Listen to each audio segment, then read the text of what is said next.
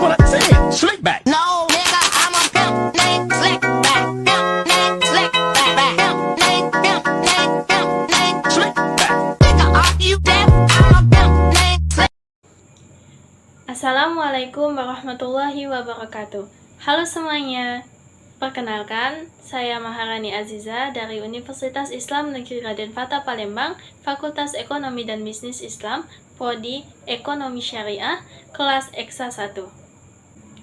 Baiklah, di sini saya akan menjelaskan satu materi mengenai peran pemerintah dalam ekonomi Islam. Tapi sebelum mengetahui apa peran pemerintah dalam perekonomian Islam, kita harus tahu dulu apa pengertian pemerintah itu sendiri. Jadi, dalam arti luas, pemerintah adalah seluruh kegiatan penguasaan negara oleh lembaga pemegang kekuasaan negara dalam rangka mencapai tujuan negara. Dan di dalam Islam, pemerintah itu berperan sebagai seorang khalifah. Lalu, apa yang dimaksud dengan peran pemerintah sebagai khalifah? Jadi, tugas pemerintah sebagai khalifah adalah untuk menyejahterakan masyarakat dalam menggapai falah atau kemenangan dunia dan juga di akhirat. Tapi sebenarnya, kegiatan untuk menggapai falah bukan hanya menjadi tanggung jawab dari pemerintah saja, namun merupakan tanggung jawab dari economic agent yang terdiri dari masyarakat dan juga pemerintah. Kemudian, ada peran dan juga fungsi pemerintah menurut beberapa ahli. Salah satunya yaitu pertama adalah Monzerkaf. Monzerkaf mengklasifikasikan pertama, sistem rasionalisasi yang digunakan oleh negara untuk menentukan relevansi, kegunaan, dan kemanjuran keputusan politik dan proses pembuatannya. Namun, setiap sistem politik memiliki alasannya sendiri-sendiri, dan Ibnu Khaldun membedakan di antara tiga jenis rasionalisasi politik, yaitu monarki, demokratis, dan Islam. Kedua, ranah dan ruang lingkup negara Islam meliputi urusan duniawi serta urusan akhirat. Selain Monzerkaf, Siddiqui, seorang ahli ekonomi asal India, juga mengklasifikasikan fungsi negara dalam perspektif Islam dalam tiga kategori. Yang pertama adalah fungsi yang diamanahkan syariat secara permanen, yaitu meliputi pertahanan, hukum dan ketertiban, keadilan, pemenuhan kebutuhan, dakwah, amar ma'ruf nahi munkar, administrasi sivil, pemenuhan kewajiban-kewajiban sosial. Dan yang kedua adalah fungsi turunan syariah yang berbasis ijtihad sesuai kondisi sosial dan ekonomi pada waktu tertentu, meliputi 6 fungsi: perlindungan lingkungan, penyediaan sarana dan kepentingan umum, penelitian, pengumpulan modal dan pembangunan ekonomi, penyediaan subsidi pada kegiatan swasta tertentu, pembelanjaan yang diperlukan untuk stabilitas kebijakan.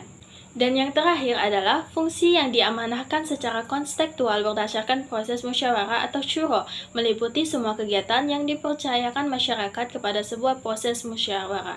Istilah yang menurut Siddiqui terbuka dan berbeda-beda setiap negara tergantung keadaan dari masing-masing negara. Setelah peran dan juga fungsi pemerintah yang dipaparkan oleh beberapa ahli, ada juga peran pemerintah yang terdapat dalam Al-Quran dan juga hadis, yang mana terdiri atas sebagai berikut. 1. Manajemen kekayaan publik dalam mereka memaksimumkan kepentingan publik. 2. Pemenuhan segala persyaratan untuk membangun negara yang secara efektif dapat melindungi masyarakat dan kepentingan budaya, ekonomi, dan religius serta politik. 3. Menggali pemasukan untuk membiayai administrasi publik dan tugas-tugas pemerintah. 4. Menjamin para individu agar dapat meningkatkan efisiensi dan derajat kekayaan dan kesejahteraannya. 5. Menjaga keseimbangan sosial dan ekonomi, khususnya distribusi dan redistribusi kekayaan atau pendapatan. Dan yang terakhir adalah melindungi lingkungan ekonomi agar tetap sesuai dengan nilai dan prinsip Islam. Nah, setelah mengetahui peran serta fungsi pemerintah menurut para ahli dan juga Al-Quran dan serta hadis, ada juga lembaga perekonomian, di mana lembaga perekonomian merupakan wujud dari peran dan fungsi pemerintah itu sendiri, di mana di dalam Indonesia ini sendiri ada 5 lembaga perekonomian yang bertugas untuk menjalankan fungsi serta peran dari pemerintah. Pertama adalah Bank Indonesia, merupakan lembaga negara yang independen dalam melaksanakan tugas serta wewenangnya, artinya bebas dari campur tangan pemerintah atau pihak lain. Regulasi pertama yang dikeluarkan oleh Bank Indonesia adalah SK Direksi Bank Indonesia nomor 32/34 atau garing SK-DIR tentang pembukaan kantor bank syariah, dan SK Direksi Bank Indonesia nomor 32/36-SK-DIR tentang BPR syariah. Hal ini sesuai dengan pendapat tim Lindsay yang menyatakan bahwa terkait masalah regulasi, maka Bank Indonesia memainkan peran yang sangat penting bagi perkembangan lembaga keuangan syariah di Indonesia.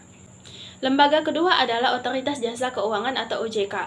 Di Undang-Undang Nomor 21 Tahun 2011 telah membentuk OJK sebagai lembaga yang independen dan bebas dari campur tangan pihak lain yang mempunyai tugas, fungsi, serta wewenang pengaturan, pengawasan, pemeriksaan, dan penyidikan sebagaimana diatur dalam undang-undang yang telah dimaksud.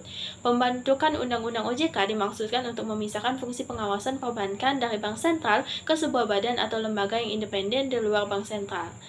Dasar hukum pemisahan fungsi pengawasan yaitu Pasal 34 Undang-Undang Nomor 6 Tahun 2009 tentang Bank Indonesia. Dengan adanya pengalihan tugas pengaturan dan pengawasan dari BI kepada OJK, khususnya terhadap Bank Syariah dan UUS, maka terdapat beberapa PBI yang menjadi acuan pelaksanaan tugas OJK yang penting untuk dipahami kedudukan dan keberlakuannya. Lembaga yang ketiga adalah Badan Amil Zakat Nasional atau Basnas. Di Indonesia, pengelolaan zakat itu sendiri diatur berdasarkan Undang-Undang Nomor 38 Tahun 1999 dan berdasarkan Undang-Undang Nomor 23 Tahun 2011. Badan Amil Zakat Nasional merupakan badan resmi dan satu-satunya yang dibentuk oleh pemerintah berdasarkan Keputusan Presiden RI Nomor 8 Tahun 2001 yang memiliki tugas dan fungsi penghimpun dan menyalurkan zakat, infak, dan sedekah pada tingkat nasional. Basnas bersama pemerintah itu bertanggung jawab untuk mengawal pengelolaan zakat yang berasaskan syariat Islam, amanah, kemanfaatan, keadilan, kepastian hukum, terintegrasi, dan juga akuntabilitas. Lembaga keempat yaitu adalah Dewan Syariah Nasional atau DSN, dibentuk oleh Majelis Ulama Indonesia MUI pada tahun 1998 yang kemudian dikukuhkan oleh SK Dewan Pimpinan MUI nomor KEP 757-MUI-2-1999 tertanggal 10 Februari 1999. Tugas dan wewenang DSN antara lain menumbuh kembangkan penerapan nilai-nilai syariah dalam kegiatan perekonomian pada umumnya dan keuangan pada khususnya, mengeluarkan fatwa atas jenis-jenis kegiatan keuangan, mengeluarkan fatwa atas produk dan jasa keuangan syariah, serta mengawasi penerapan fatwa yang telah dikeluarkan oleh MUI. Nah, lembaga yang terakhir itu adalah Badan Wakaf Indonesia atau BWI. Badan Wakaf Indonesia dalam hukum Islam, wakaf berarti menyerahkan suatu hak milik yang tahan lama zatnya kepada seseorang atau nazir, baik berupa perorangan maupun badan pengelola, dengan ketentuan bahwa hasil atau manfaatnya digunakan untuk hal-hal yang sesuai dengan syariat ajaran Islam. Badan Wakaf Indonesia didirikan sebagai perwujudan amanat yang digariskan dalam Undang-Undang Nomor 41 Tahun 2004 tentang wakaf.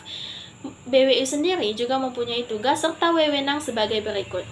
1. Melakukan pembinaan terhadap nazir dalam mengelola dan mengembangkan harta benda wakaf. 2. Melakukan pengelolaan dan pengembangan harta benda wakaf berskala nasional dan internasional. 3. Memberikan persetujuan dan atau izin atas perubahan peruntukan dan status harta benda wakaf. 4.